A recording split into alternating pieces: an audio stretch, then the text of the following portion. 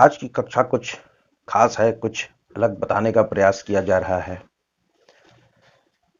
कुंडली में जो प्लैनेट बैठे होते हैं अलग अलग राशियों में, वो कुंडली के भाव और राशियों और युति स्थितियों के हिसाब से फल देते हैं। किसी भी जातक में उसकी जो कुंडली है उसके ग्रहों के हिसाब से गुण धर्म आते हैं, लेकिन कुछ गुण ऐसे होते हैं जो गर्भ से आते हैं। वो गुण जातक में रहेगा ही रहेगा। ये निर्भर करता है कि जातक अपने माता पिता की कौन सी संतान है, पहली है, दूसरी है, तीसरी है, चौथी है, कौन सी संतान है, उसी हिसाब से कुछ निश्चित ग्रहों के निश्चित गुण उसमें विद्यमान रहेंगे ही रहेंगे। जैसे कि आप लोग देख सकते हैं कि ये प्रथम गर्भ का जो रूलिंग प्लैनेट है वो सूर्य होता है।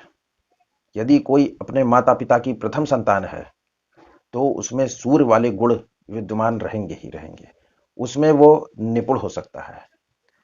सूर्य की जो क्वालिटीज हैं, सूर्य राजा है, राजा जैसी क्वालिटीज होंगी, लीडरशिप की क्वालिटी होगी, कॉन्फिडेंस अच्छा होगा और अभिमान होगा।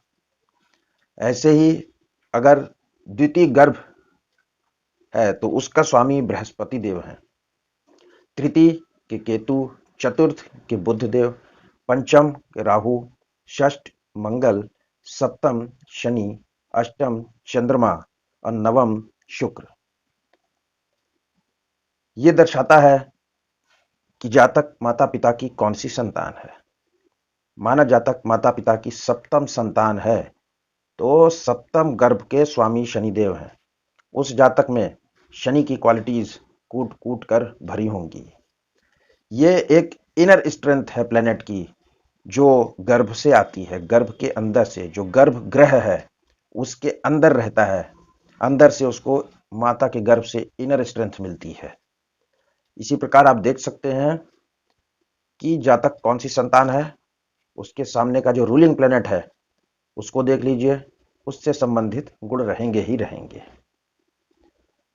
जैसे उदाहरण के लिए देख लीजिए कि रामचंद्र जी थे, प्रभु राम थे, वो प्रथम संतान थे, तो प्रथम गर्भ था, प्रथम गर्भ का स्वामी सूर्य है, तो राम जी के अंदर सूर्य वाली क्वालिटी थी।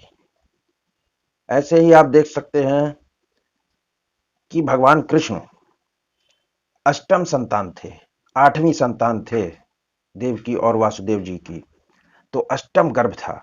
अष्टम गर्भ का स्वामी चंद्रमा है, तो कृष्ण जी के अंदर चंद्रमा के गुण विद्यमान थे।